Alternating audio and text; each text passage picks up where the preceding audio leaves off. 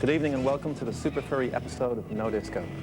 In tonight's special hour-long homage to Super Furry Animals, we'll be speaking to band members Gruff and Guto, recapturing their past glories on Creation Records, and exploring the depth of their brand new album and DVD release, Rings Around the World. Last month, Super Furry Animals released their 5th studio album, Rings Around the World, on Sony Music, arguably their most successful attempt at melding their far-flung influences and styles, creating a pop album that breaks all the rules of the mainstream way of life. Rings Around the World is simultaneously released on DVD, making it the first ever of its kind, and offering us videos for each of the 13 songs, as well as extra tracks, extra videos, a surround sound mix, a remix version, and all sorts of additional oddities. But there's a very definite path which led Super Furry Animals to their status today as the band who do whatever they want to, and stretch their imaginations further than most. Gruff, Guto, Bumf, Dav and Kean all hail from North Wales. They released their first singles, largely in their native Welsh tongue, on the Cardiff-based Angst Records. Having been snapped up by Alan McGee, they released their first 3 albums on Creation Records. 1996's Fuzzy Logic, 1997's Radiator, and 1999's Gorilla are all pop records, employing elements of psychedelia, glam rock, sub-bass, dub, techno, and electronic ambience, all synthesized into this increasingly infectious Super Furry sound. In between all this activity, they played techno from their own tank at festivals in Britain, before selling it on to the Eagles' Don Henley. Mentioned the F-word some 52 times in the top 30 homage to 70s Cardiff City FC maverick Robin Friday. They reinvented themselves as computer game soccer stars, erected massive inflatable bears at their concerts, remixed the Beatles, and made a star out of legendary Welsh drug smuggler Howard Marks.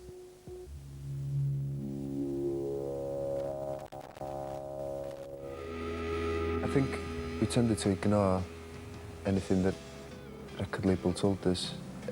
Anyway, traditionally, we probably paid very little attention to creation, and again, we,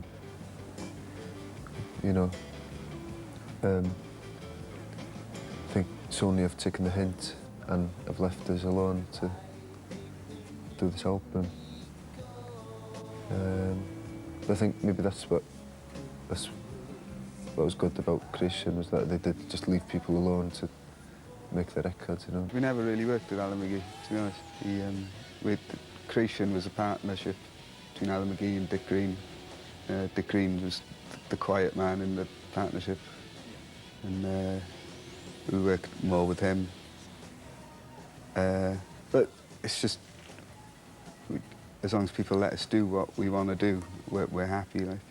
First time I did it for the hell of it, stuck around the back of my tongue and then swallowed it. Second time, things are getting easier. Roll me down this way, this getting easier. Third time lucky, maybe feeling fuzzy. Oh my God, they're getting hippy-dippy.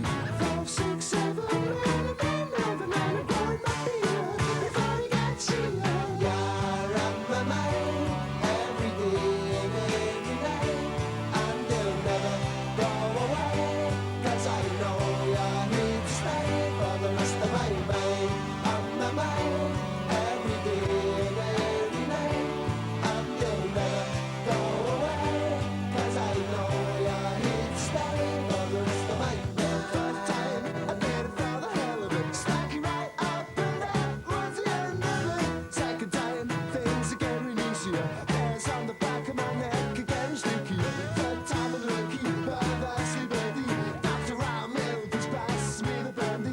5, 6, 7, I'm let you try and see. Slow as it slows, fast and frontier. You're on my mind. Creation, you'd get the situation where Alan McGee would hear The Man Don't Give a Fuck and go, "That's amazing, that's a single, let's release it tomorrow."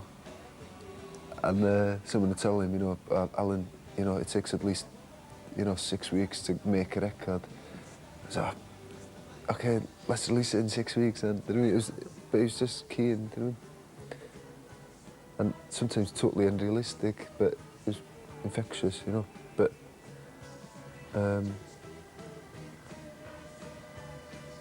I think we've always been, as much as we can, in charge of our own destiny, Spend some days in stormy weather,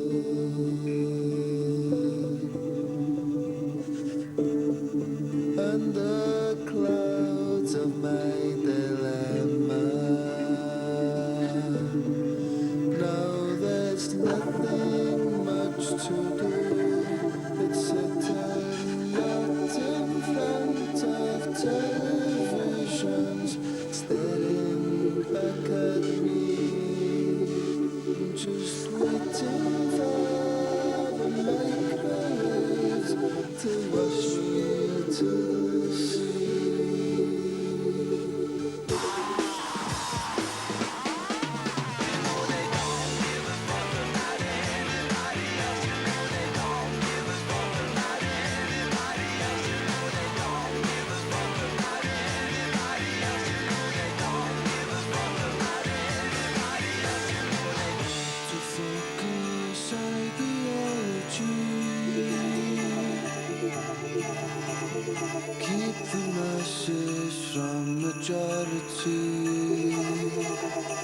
Headspace between lost tumble down.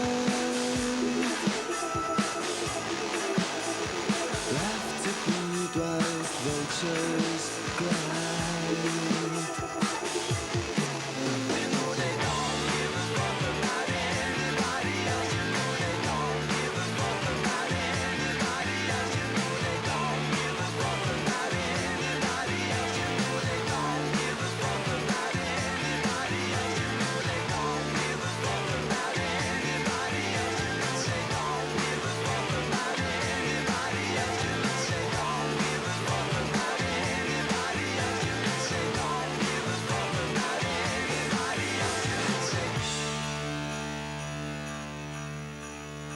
Do you think that with this record you'll kind of fulfill whatever sort of commercial requirements a label like Sony needs to keep releasing your records?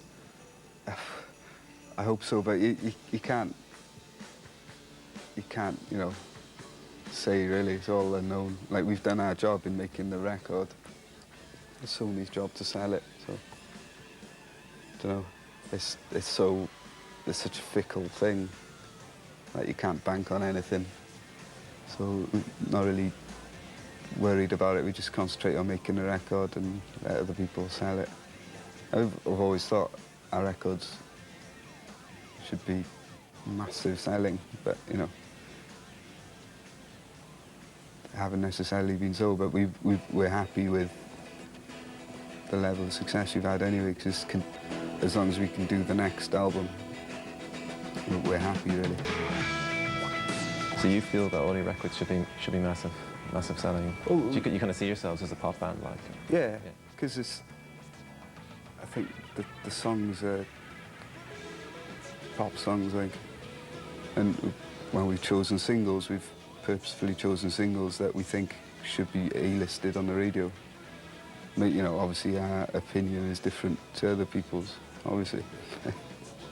You know, that's our mentality is we make the records the best we can. Yeah, we certainly don't want it to be exclusive. You know, we want as many people as possible to hear them.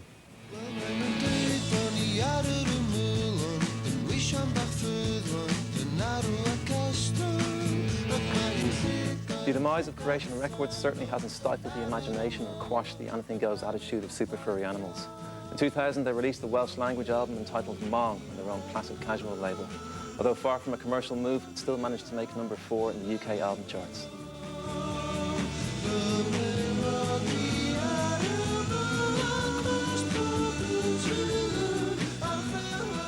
Are you surprised by how successful that was, like, on a commercial level? Yeah, it was. I was surprised how stress-free it was. I thought I'd have to sort of defend it a lot, but people took it as an album instead of maybe a political statement or a kooky, weird thing to do. Like, it was, you know, they took it for what it was, which is a record sung in maybe a language people don't understand, but it's still got melody and sounds on it. So it was, as I said, it was stress-free really, and it was nice that we just put it out with minimum fuss, and we didn't, you know, promote it very heavily because there wasn't any point really spending a lot of money on promoting something which isn't necessarily going to appeal to the masses. But you know, it did well in America. It did better than our English albums in America anyway, so that was a positive side to it.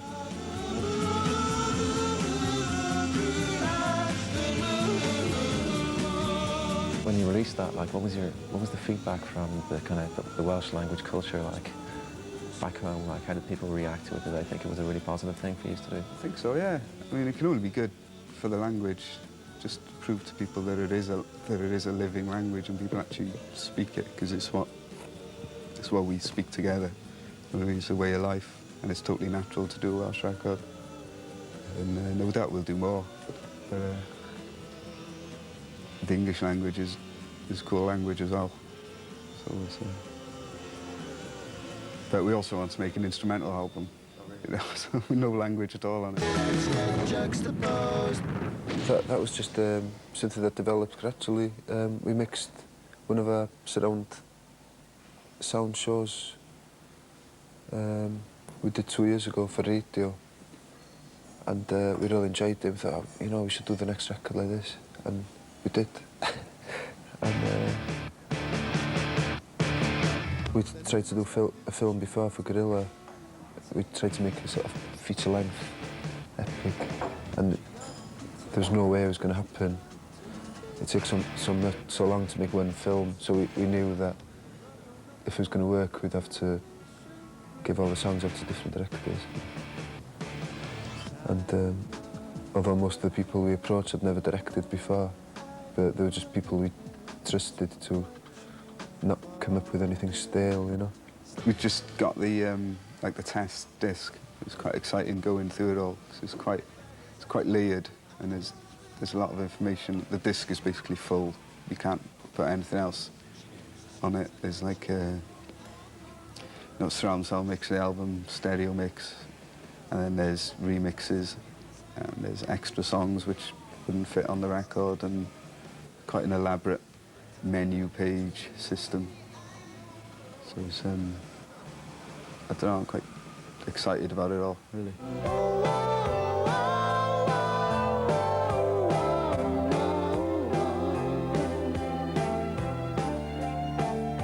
It was, I mean, the budget wasn't massive at all, but I think we chose people who we knew would use the money constructively, you know. You give somebody £5 and they'll buy a computer with it, you know, and make some animation at home, because animation's getting easier to do. It's getting more accessible for people to do. So it's, I don't know, it did turn out okay, I think. The thing is, if you were mashed up all the time, we wouldn't get anything done. And we've put a lot of work into the album. You know what I mean? You've got to be fairly clear-headed to get it done. It's, I don't know, there's 5 members of the band, and we got 5 different interests, and I think that's how we managed to move things along and do different things, because there's different ideas coming in constantly. There isn't just one path which we follow. We're continuously trying out new things.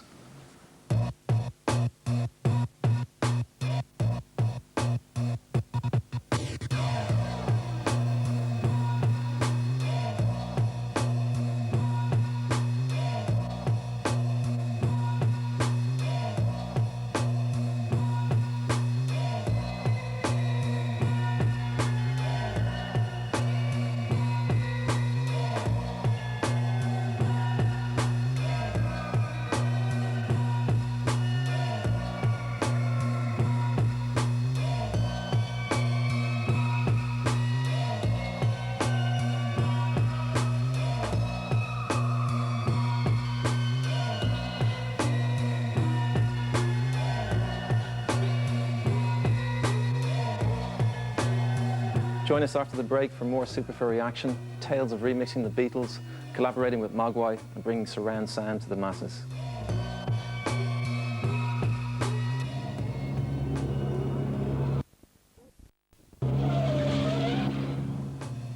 Hello and welcome back to part 2 of the No Disco Super Furry episode. Now last year, Super Furry Animals were the recipients of a most esteemed music invitation, that is, to remix the Beatles.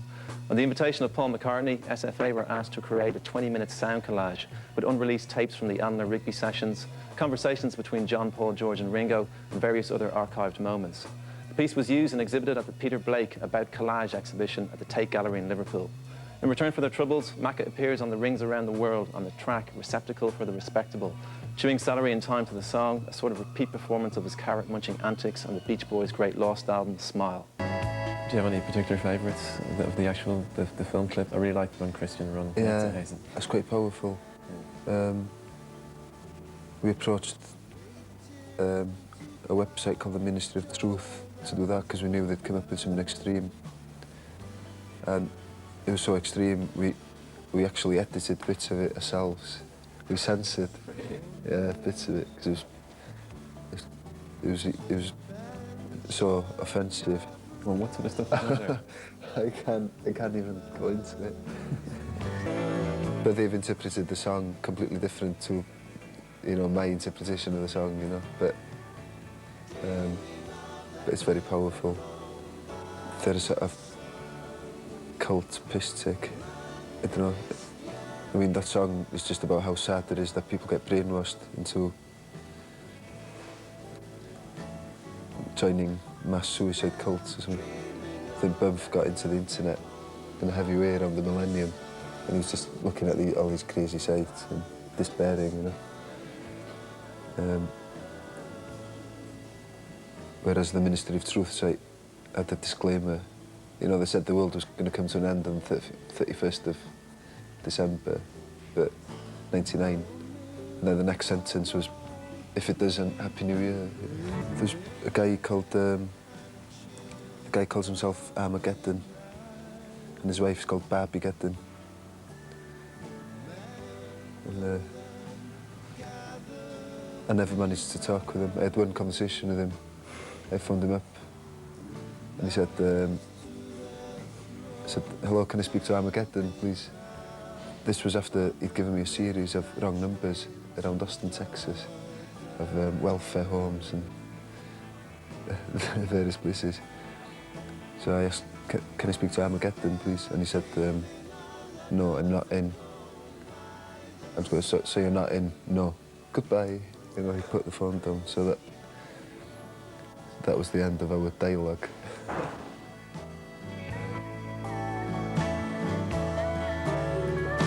Wishing for that perfect home by the sun. Come, kingdom come.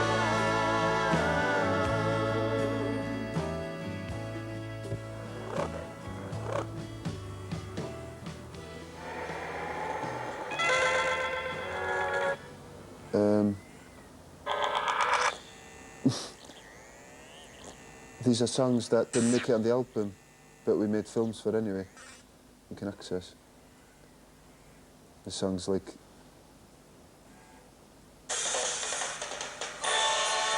this is a great rock song that never made it.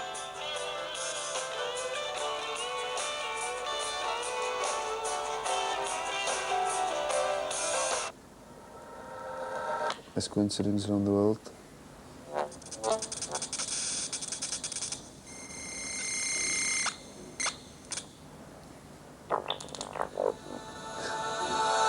Let's go into the wormhole again.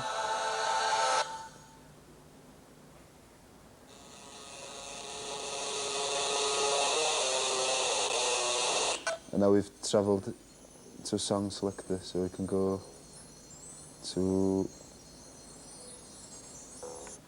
receptacle. Okay, let's play that.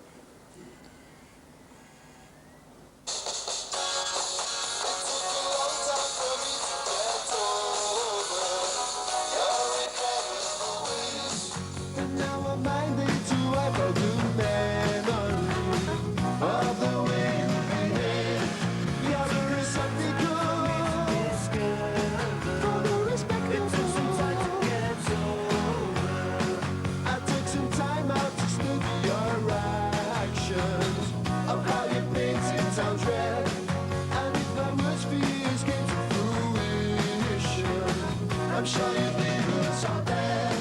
I was unbelievable. This girl, you know I'm saying it takes some time to get over. Ba ba ba ba ba ba ba ba ba. Ba ba ba ba ba ba. Ba ba ba ba ba ba ba ba ba. Ba ba ba ba ba ba. We're all susceptible. This girl, to the incredible. It takes some time to get over.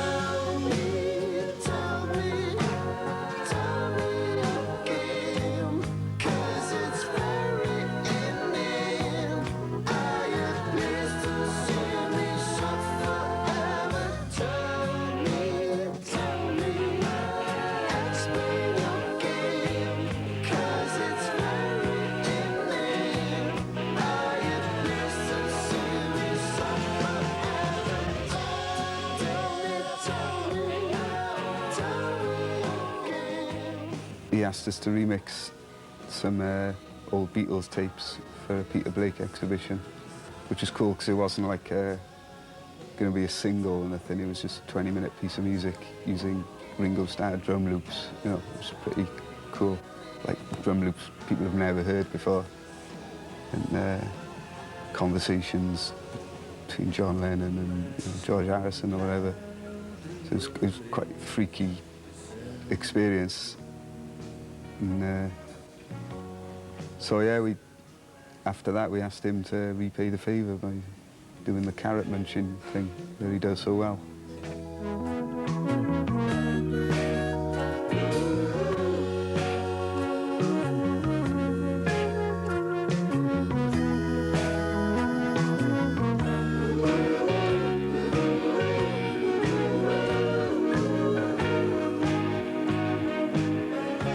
It was a very surreal event. We were in our manager's office in Cardiff and the boxes arrived of old Beatles masters and the released stuff with a really heavy letter from the Apple Corporation begging us not to bootleg it.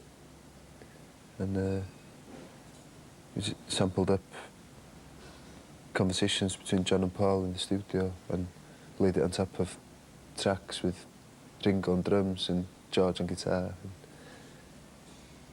coupled it together into a 20-minute piece. I think it got Paul McCartney nominated for a Grammy. We thought we'd get him to redo the favour. It's something unlikely to tell your mates about, you know. You'll never guess who's on that album, you know, and they go, ah, nah, bollocks, you know.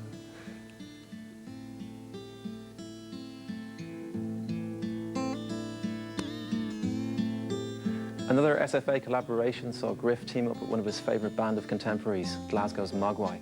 Dial Revenge was specially written for Gruff's Welsh language vocal contribution.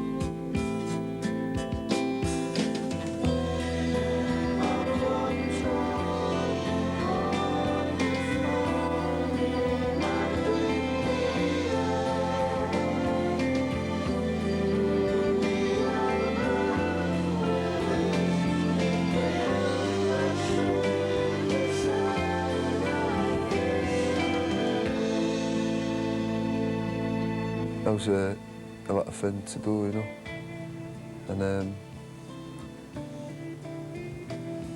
it's just interesting doing something different. I thought it was a bit wary because the song was really good without the vocals on it. So I'm a Mogwai fan, so I thought it was maybe better before I sung on it, you know. It was a beautiful piece of music as it was, but they persuaded me to keep at it. And so I was really pleased to get involved and have a night out in Glasgow.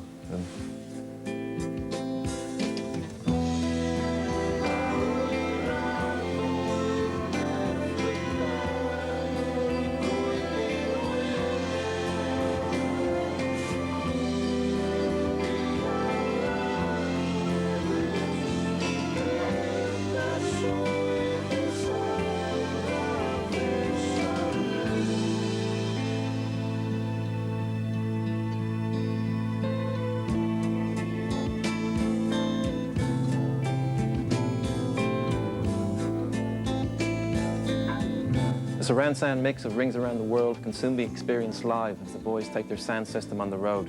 You can catch them headlining the Witness Rising stage at the Witness Festival this Sunday, August 5th. Another Irish trip is expected this autumn.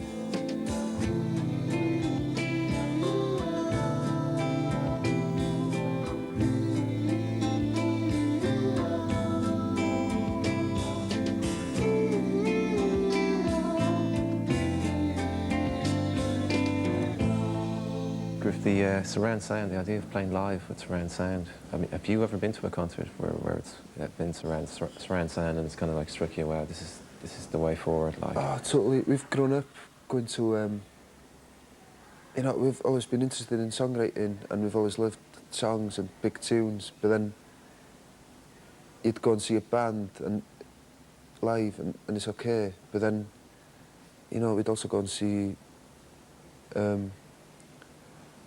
someone like Tackhead, or you'd go to a good club night or a sound system night, African Head Charge or something like that, and there'd always be a surround sound system. It's always been the norm for dub music or club music, or, you know, extreme music, and I could never work out why bands didn't bother, do you know what I mean, with the extra sound, because it's something that's come probably from Jamaica, somewhere that's been going on for 30 years, and it's nothing new, you know. And I think maybe a little put off by Pink Floyd connotations, you know, where you get flying pigs and the surround sound system, you know, it's a bit, you know, we'd go and see Orbital, and, you know, you'd lose Keon midway through the gig, because, I mean, you'd find him sitting in the bass bin at the back of the hall, so, you know, headbanging, you know, and we just want to carry that tradition on, you know. The only reason we're doing it now is that because the DVD technology is now in place, that you can commit a surround sound album to disc for the first time since, you know, 8-track quadraphonic tapes came out in the 70s, you know. And it might go the same way, you know, it might be a really, you know, I've got a quadraphonic Carpenters album at home, which I can't play, you know, but I keep it for curiosity value. I mean, maybe this will go the same way, but, you know, we've said it before, it might be the future, it might be a museum curiosity, you know.